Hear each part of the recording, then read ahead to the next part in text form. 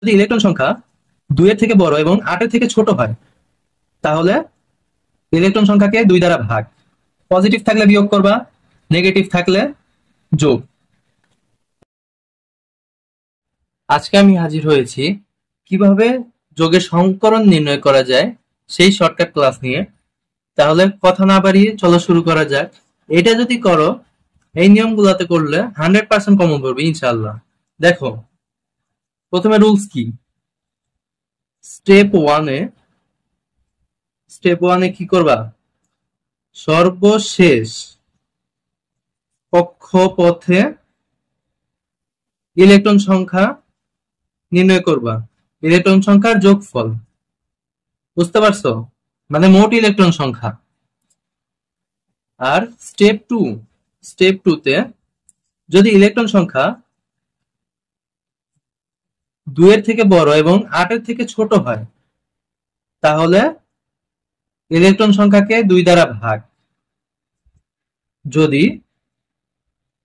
8 8 থেকে কত, 8 থেকে 56 এর মধ্যে হয়, এই যে 8 এর থেকে ছোট অথবা সমান হবে, বুঝতে পারছো?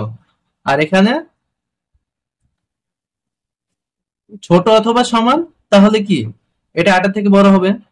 8 এর থেকে বড় হয়, যদি 56 থেকে ছোট অথবা সমান হয়, তাহলে এটা হবে 8 দ্বারা ভাগ। আর যদি 56 থেকে বড় হয় অথবা ইনফিনিটি পর্যন্ত যায়, তাহলে 18 দ্বারা ভাগ। এবার চলো করি, দেখো, এবার সলভ করি। যেমন অ্যামোনিয়ার ক্ষেত্রে নাইট্রোজেনের সর্বশেষ কত আছে? 5। হাইড্রোজেনের আছে কত? 1। এই যে নাইট্রোজেনের আছে আর হাইড্রোজেনের হচ্ছে 1, তাহলে এই 5 আর 1 যোগ করলে কত হয়? 5 আর 1 যোগ করলে দেখো মোট ইলেকট্রন আছে কয়টা সর্বশেষ শক্তি স্তরে? 5 যোগ 1। এই 1 কয়টা আছে? 3টা। হাইড্রোজেনের 1টা, তাহলে হাইড্রোজেন আছে 3টা। 3 সমান কত? 3 একে 3, টোটাল হচ্ছে 8। তাহলে এই 8 কে কত দ্বারা ভাগ করবা? 2 দ্বারা ভাগ। 8 ভাগ 2 কয়টা হয়? 4। 4 হলে একটা এস দাও, তারপরে P3, sp3, 3টা পি আর একটা এস মিলে 4টা হয়েছে। এরপরে দেখো, দেখো এটা কিভাবে শর্টকাট, এটা মনে রাখবা। আরেকটা রুলস আছে, যখন 2 থাকবে তখন sp, 3 থাকলে s আর 2টা p বা sp2, 4 থাকলে sp3, যদি 5 থাকে 5 থাকলে sp3 সাথে একটা d, 6 থাকলে sp3 d2, বুঝতে পারছো? আর 7টা থাকলে sp3 d3, অথবা দেখো sp3 d3। তারপরে এই রুলস অনুযায়ী করবা, বুঝতে পারছো? কখন কয়টা থাকে এই রুলস অনুযায়ী। দেখো এখানে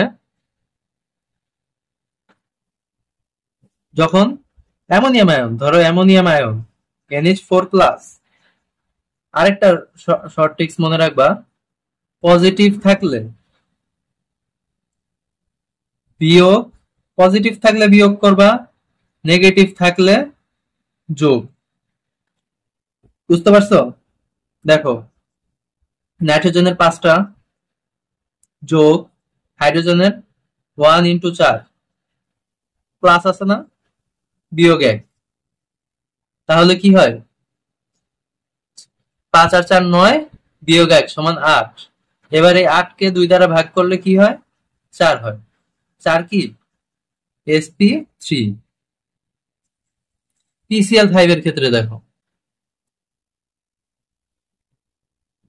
এই PCl5 এর ক্ষেত্রে ফসফরাসের আছে সর্বশেষ 5টা, আর Cl5 দেখো ক্লোরিনের কি করবা, ক্লোরিনের সর্বশেষ আছে 7টা, 7 গুণন 5 সমান কত, 5 যোগ 35 সমান 40।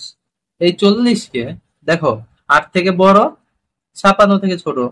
তার মানে যদি এই 40-কে 2 দ্বারা, সরি 8 দ্বারা ভাগ করবা, 8 দ্বারা ভাগ করলে 5 হয়, 5 8 40, 5 হয় না?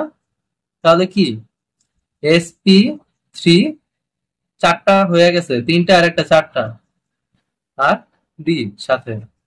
এরপর BCl3, BCl3 এর ক্ষেত্রে এখানে বোরনের 3টা, ক্লোরিনের 7টা ইন্টু 3টা সমান কত, সমান 24। এবারে 24 ভাগ 8 sp2, বুঝতে পারছো? এবার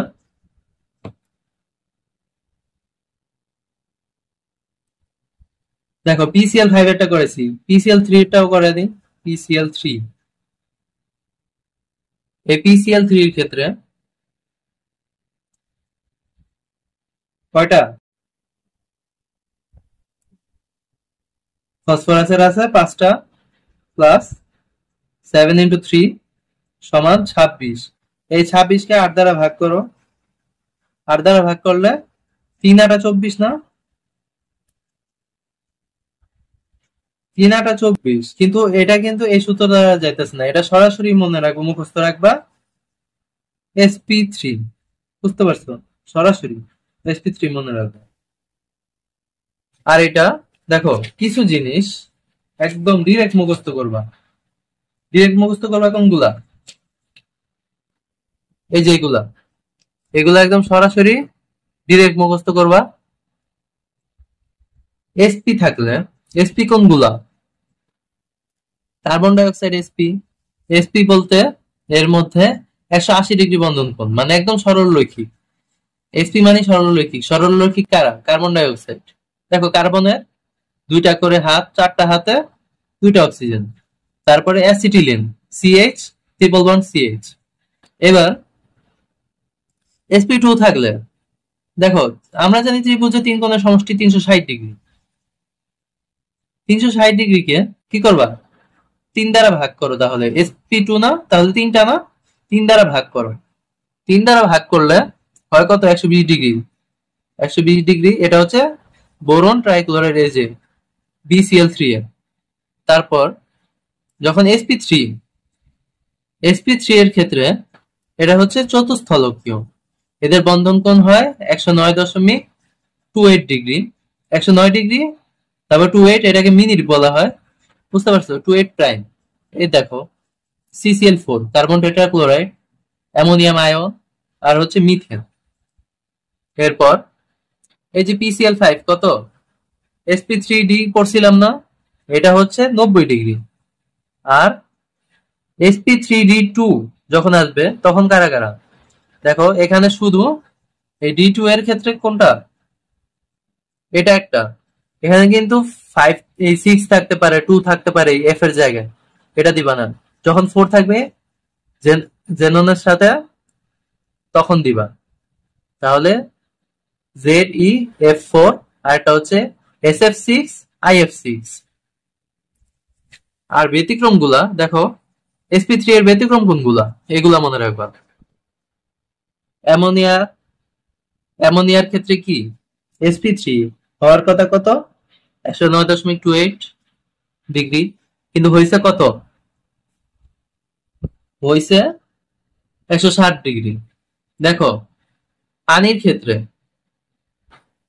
এই দেখো পানির ক্ষেত্রে 104.5 ডিগ্রি পানির ক্ষেত্রে। আর হাইড্রোজেন সালফাইড গ্যাস আছে, এই যে H2S, এটা হচ্ছে 92 ডিগ্রি। আর PH3, এই PH3 হচ্ছে 94.4 ডিগ্রি, এটা 92, এটা 94.4।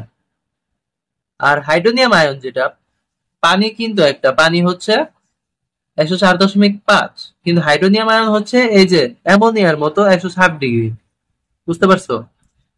তাহলে আজকের মতো এখানে বিদায় নিচ্ছি, দেখা হবে অন্য কোনো একটি ক্লাসে।